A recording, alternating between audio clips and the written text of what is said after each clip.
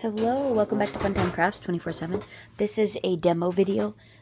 There was actually some question on whether or not you could use your glimmer plates in your BetterPress, Spellbinders BetterPress LetterPress system. And no, you should not do this whatsoever, but this is mine and I don't mind experimenting with it and fiddling around. And what I found out was when I took out two of the three shims and used my glimmer plates with the inks in my press and then in my Culture Creation glimmer system, they worked beautifully. And I didn't even clean the glimmer plates off. I just literally stamped them like this. This is the BetterPress paper, and it actually embosses it into the paper. This was when I was trying to see what it would do if I left all three shims in, and you get quite a bit of tension on the top plate on this plantain when it goes through, but it actually also embosses it. The glimmer plates are thicker than the letterpress plates, so that's why you want to be really careful how you're doing it. This was without shims, and this is Nina Solar White, and I did that right after this, and you can tell that it actually does a really nice job. But then I added one shim back in. And this is it foiled, and I didn't even clean the plate off. I just moved it from here to here, my Culture Creations glimmer plate, and foiled it, and it worked absolutely beautiful. Some of the, like the Anna Griffin, is really finicky on what foil you use, but this happy birthday sentiment worked really well. This was much better than the first one I got, but look at hers inked up. Oh my good night, how beautiful is that? Just inked them both up at the same time. This is some more of that other design foiled.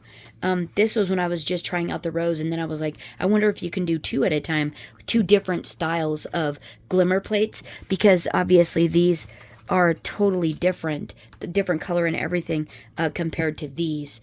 And they worked good. Where's that one? Whoops. That one here. They worked great together. Look at that impression. Isn't that beautiful? Oh my goodness. That's almost a card right there. And so I was doing it singularly. These are the Spellbinders Merry Christmas ones. This one, so I letterpressed it and then I foiled it, and right? How cool is that? I missed the card. Whoops. These don't have like the lines like this one does. Like, where do you put your card at? And this is a Spellbinders. It's a 2-piece, and it works. Oh my goodness, it worked beautiful. So even letterpressing them, and then this is Nina, and then this is the BetterPress. Like, how gorgeous is that, right? So pretty. And then foiled, and then another color of ink instead of just, black. Well, this is like the mulberry, but yeah, so it worked great. So I was going to show you on this one. Oh, and then I even did an ombre or variegated inking, and right, how pretty. So let's go ahead and do that one again. I have it, I think this is where it was supposed to go. So I'm going to take this off, and I'm going to show you. You got to be careful. Don't just willy-nilly rip your tape off. Shoot. First time. Look at all those, and I haven't had that happen. See, I usually am careful, but I got excited, and I ripped it, but that's okay. Okay, so let's tape our paper on. This is just Nina. I was using it because it works great, just like the, and I didn't want to use on my letterpress up. Just because these are just practice, just to see what it will do. And so still with just one shim with the Nina, one shim. I even used one shim with the BetterPress paper, and it worked great. So yeah, so A2 size, lined it right up in the center of the A2 grid on here. See, I haven't even cleaned it yet. So I lined it up here and there and there right in the center, and then just eyeballed the happy birthday. And then all I did was I took the pink, what is this, wild berry, and I did the whole thing in wild berry. Oh, whoops. And And I've washed these with archival ink, and they worked. The archival, or not the archival ink remover, and it worked great. So it works really good on these. Now, does it take the coating off? I have no idea. Did I wash them and then use them? Yes, I did. And did they work? Yes, they did. But longevity of use, I have no idea. This is new. It just came out. Your guess is as good as mine. And honestly, because of the ink and the BetterPress making these so versatile, now you can do so many different things with it. I think it merits going ahead and using it and not worrying about those things. Dealing with it when it comes, you know. So I'm going to run this through my Big Shot, my manual die cutting machine, and I'll be right back. Well, actually, you probably want to watch that. But the other thing, too, is I forgot to do the, I only did one color. Whoops. So here, let me, my table's getting tiny. Here, let me put a little more on here. And then, whoops, sorry about that. I was like, let's do a variegated. No, it's just pink. I think I do that a lot, though, so, right. It's so fun. You get so distracted sometimes. It's like, whoops, I forgot that step. Okay, and then I just, you know, however much you want to go on it. And then, like, just a little on the birthday. And pop those back on. Well, ish. They're just, like, sitting. The lids are just barely on. So now pop this back on. And then run it through here. And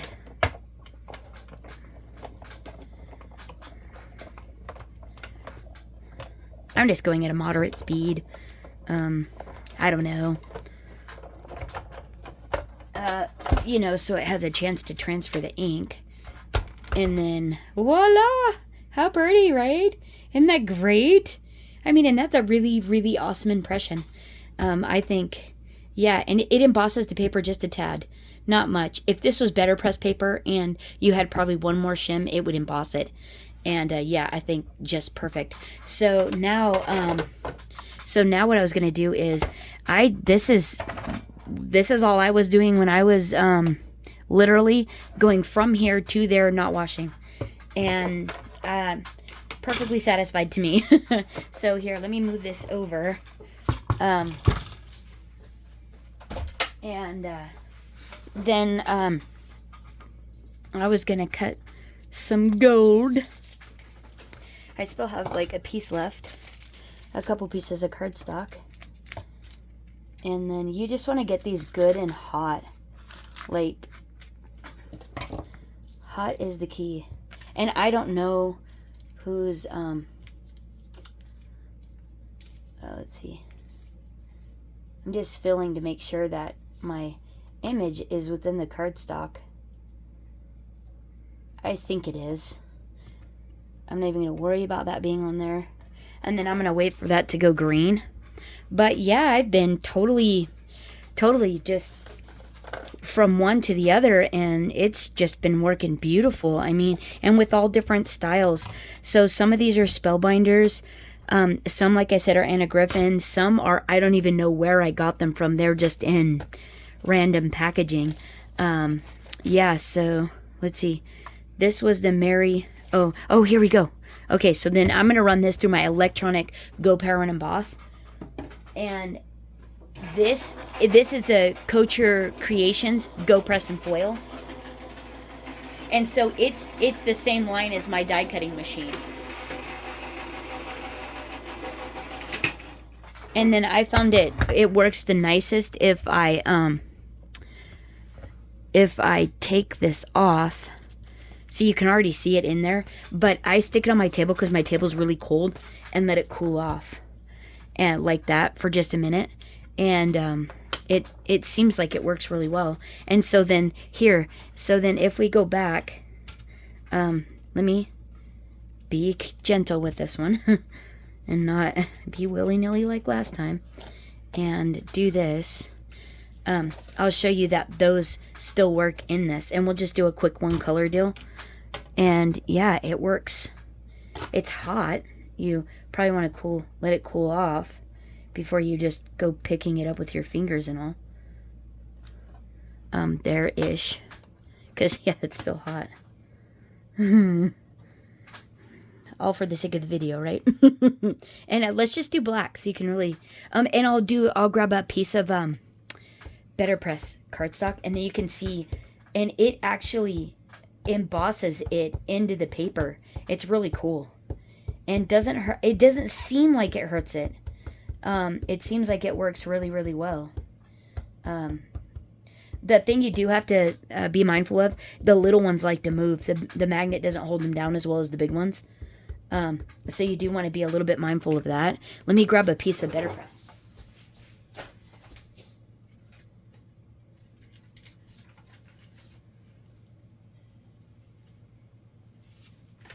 And I'm not sure, I don't know what color this one is, but I'm just going to tape it down to the center. And that's the smooth side.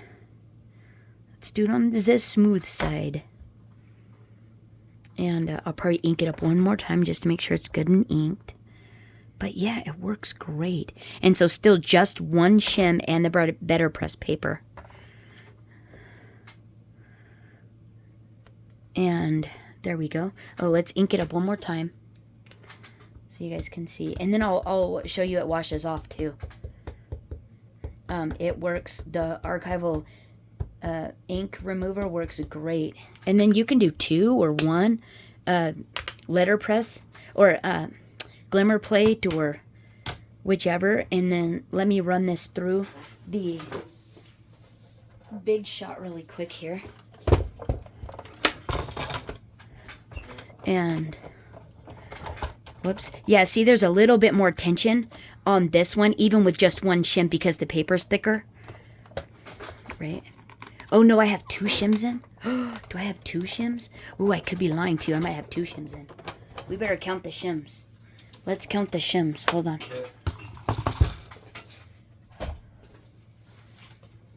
Let's see. Oh, but look it. Isn't that a great impression? I think that is lovely. And then, yeah, it embosses it into the paper even. Yeah, it's really nice. So be careful when you peel your tape off. And then let's count the shims. I might have been mistaken on how many I had. Oh, shoot. Well, that's okay. That's okay. It still looks nice. That still looks really nice, I think. And look how pretty. That's so pretty. But here, let's see how many shims are in there.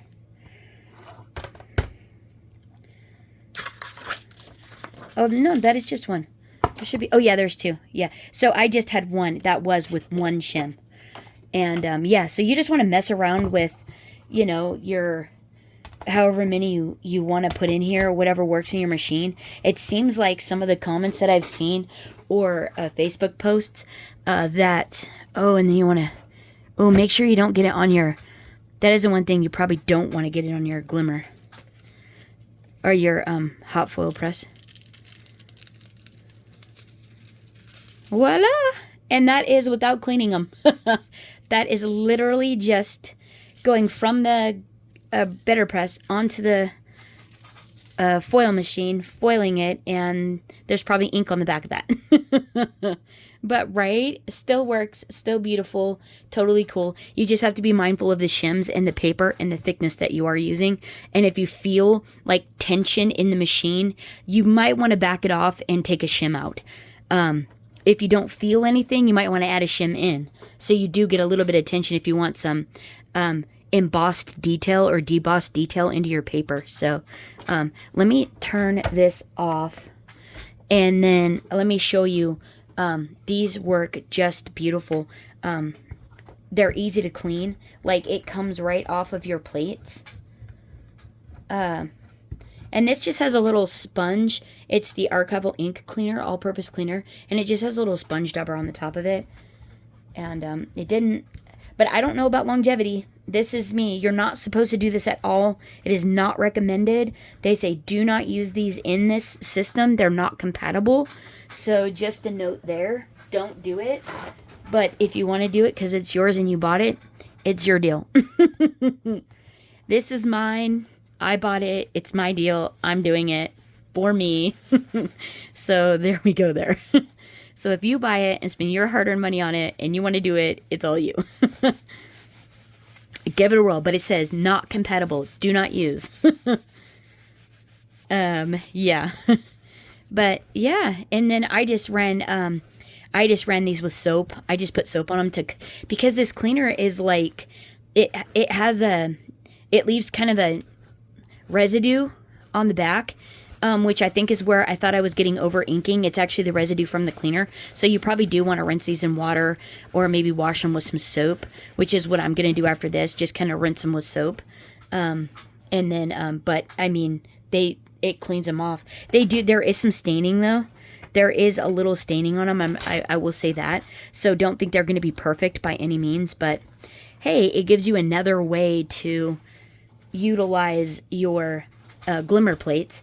So, I mean, the possibilities then are seriously endless. So foiling, stamping, variegating. Yeah, really awesome. And then this here. So then, I might have left the pink on too long. The red likes to stain. It's pretty hard to get off. You would think it'd be the black, but it's actually not. It's the red. Or pinks. Those are actually the hardest to clean. So yeah, I probably left it on. Generally, if I wash it off right away, it doesn't have any... Oh, whoops, there's my happy birthday in there. It generally doesn't have any. It usually cleans right off, but I left it and was dinging around with this. So, yeah, it stained it.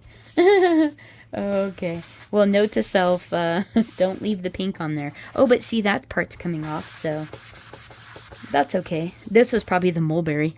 This here is probably the mulberry. But it's still nice. I'm not sad about that. I think, hey, there we go. And now let's see what we can do with this part. Accidentally got that on my...